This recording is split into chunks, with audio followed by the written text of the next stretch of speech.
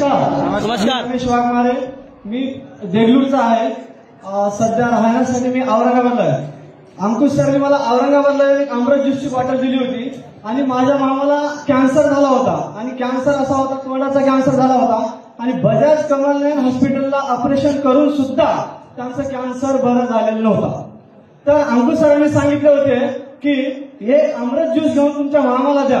मग मी काय केलं, ते अमृत ज्यूस घेऊन मामाला दिल्याच्या नंतर त्यांनी पिल्याच्या नंतर अगोदर त्यांनी ज्यावेळेस ऑपरेशन झालं होतं ना त्यावेळेस त्यांनी मिक्सरमध्ये भाकर काढून पियाचे, म्हणजे पेस्ट करून. त्यांना खाता येत नव्हतं. तर ज्यावेळेस त्यांनी अमृत ज्यूसची बॉटल चालू केली त्यांनी 8 दिवसामध्ये त्यांनी स्वतः भाकर खायला लागले. कारण एवढा जबरदस्त रिझल्ट आला मित्रांनो.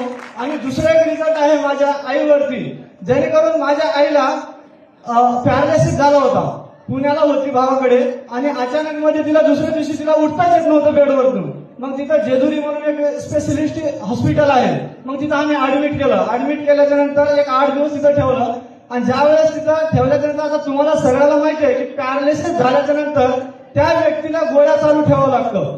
तर ज्या डॉक्टरनी ज्यावेळेस आम्हाला तिथून सोडलं होतं, मग त्यावेळेस आम्ही तेवढे गोळ्या तिथून जेवढे लिहून दिले होते 1 महिन्याचे तेवढेच गोळ्या घेतलं. आज माझी आई 5वा महिना आहे. आज 16वी बॉटल चालू आहे माझ्या आईला. आज कुठल्याच काही पद्धतीने त्रास नाही का.